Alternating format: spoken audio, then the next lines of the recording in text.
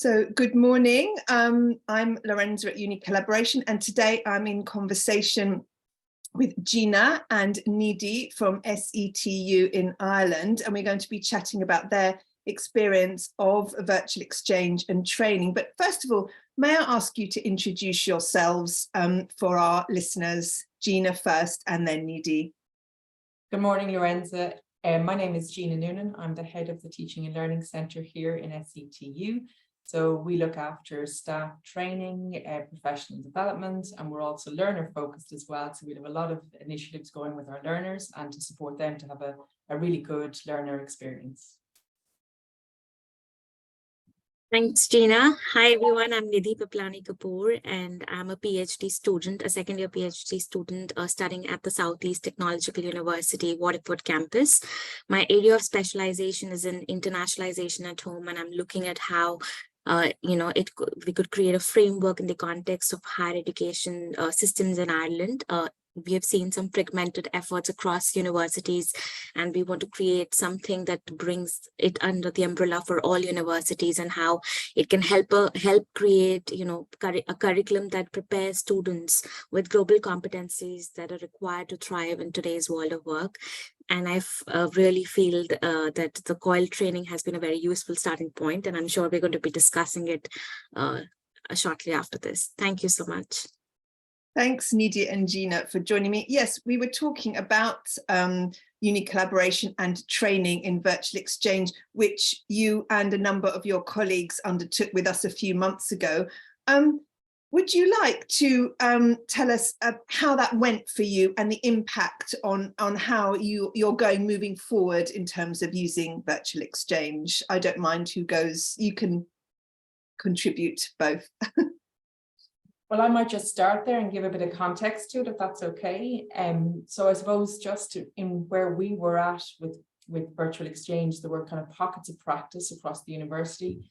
And we had a lot of colleagues telling us that they were doing exchanges and kind of work, with students, working abroad with students. Some of them were involved in mobility programs. So we knew that this was happening. And I think what COIL and what UNICollaboration allowed us to do was to really put a structure around that.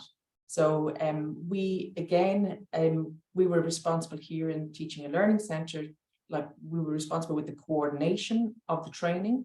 So we had a lot of staff coming saying, if we had something that was centralized and some kind of support program, it would really help us. And I think not just from the point of view of what they were doing, but to allow or to create a space where everyone was supporting each other.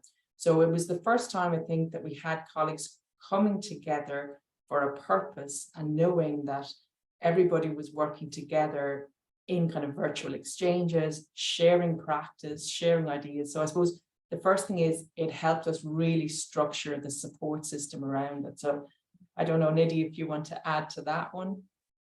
Yes, please come in, Nidhi. I completely agree with you, Gina, and I think it was very interesting for me to learn more about the pockets of practice that you mentioned across the university. In my own experience in the past, as head of Symbiosis Center for European Studies in the Symbiosis International University, I've been doing different things to promote collaborative online international learning and virtual exchanges. We launched the e-academies, which were the first of its kind in India, and those were focused on internationalization, where students got an experience to work with the cultural other, and they could learn a different language, they could cook a different dish, that too online, because I remember that time was the pandemic where people were locked up in their own spaces and with limited ingredients, and we were able to bring out a culinary book also as part of the internationalization e-academies. The goal ideally was not just cooking and learning a different language, but it was about being comfortable working with a cultural other, respecting the time and spaces, and embracing a different view without getting offended, and also working to bring out any project together. So for about 98% of the students in the forums that we had organized in the e-academies, they had never interacted with a cultural other. So I think it was a fantastic opportunity for them to experience that back home. And we have seen a tremendous increase of students, going for semester exchanges or study abroad after the bans were lifted off and people could freely travel, and many of them went into the countries where they had made friends through the e-academies.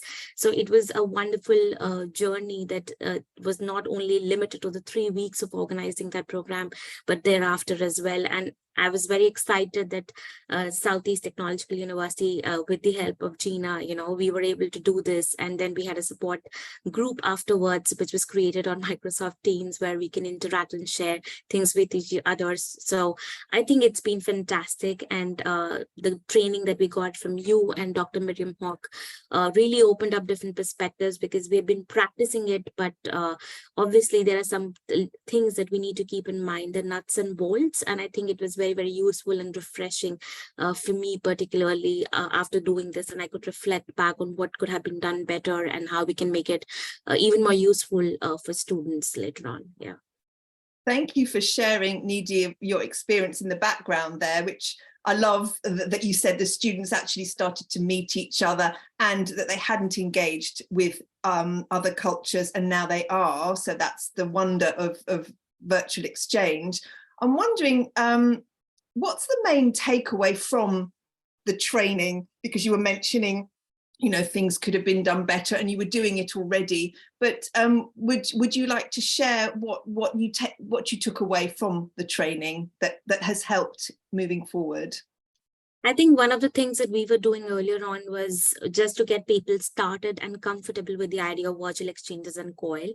We did have formal trainings by, renowned experts in this area as well. But what we did not do was integrating it into the core curriculum. It was just a one-off activity. And I realized that it was limited to the people and their interest. And not many know about it to even gauge whether they're interested or not. So I think the whole idea was to structure it and make it a part of the core curriculum, and plan it well in advance so that students are aware of what they're expecting, and it's not just an ad hoc initiative. Sometimes I feel even ad hoc initiatives are good because they help students in their journey, and obviously, as I just mentioned, the impact that we had from it. So I can quite believe the magnitude of the impact if it is in a core curriculum, and if students get credits for it, and they have any feeler in every different kind of a module where it can be incorporated successfully. I think it will be a great learning experience, and it will reach out to all students and not a limited few. And I think that is one of the prime goals for internationalization at home, which I'm very passionate about. And that's what I eventually want to see once we have that. And I think the training has been very useful in this process, where we were able to understand these things in more detail of why it has to be a core curriculum and how we can do that. And also learning and reflecting from, the other colleagues who joined who are already doing it. So it was a fantastic takeaway for me. Yeah. Thank you. Thank you, Nidhi. Gina, would you like to add anything to that and say your takeaways? Well, Nidhi has summed it up really, really well, but I think just to add into it, we're just at a great time now with the issuing of our new strategic plan, the first for SETU, and internationalization features heavily in it. And I think this spoke to the plan. So this allowed colleagues to see that this was the vision in the future. This would be something that we would all align with. And again, like as Nidhi said, it allowed us to kind of see not what kind of theoretically we should be doing, but in practice what we should be doing and how we could do that. So I think what the training gave to us as well was that not just the opportunity to discuss things, but to really explore what might be possible. And again, it wasn't all about, the mobility of students. It was about kind of creating this culture where we were supporting students to interact internationally, but we were doing that through supporting staff. So I think, again, a lot of staff might be reticent to get involved because they might think, well, what's involved? But this allowed us to see, well, this is what's involved. And you can start with small steps. You can kind of increase it, evaluate it, see what happens, progress it, develop contacts. And the training as well gave us a wealth of resources, which we all shared. We got templates, we got scenarios, which I think were really, really good, because the scenarios allowed us to think about our own situations. So sometimes when you're talking about your own experiences, you may be talking about them in a vacuum and you can't relate. and you don't know, is that the traditional experience of everybody else? But the scenarios allowed us to put ourselves into the situation about, well, what would we do with a large class? What might be possible, rather than maybe dismissing an idea or a brilliant initiative that we might have based on the fact that there might be too many in a group, and thinking that might be too complicated. You know, so we were able to look at things like, you know, we didn't consider time differences. How do we engage with that?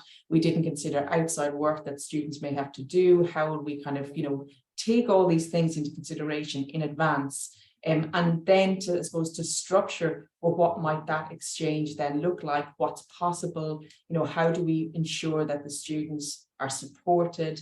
How do we explain all that to the students in advance of what's expected with them?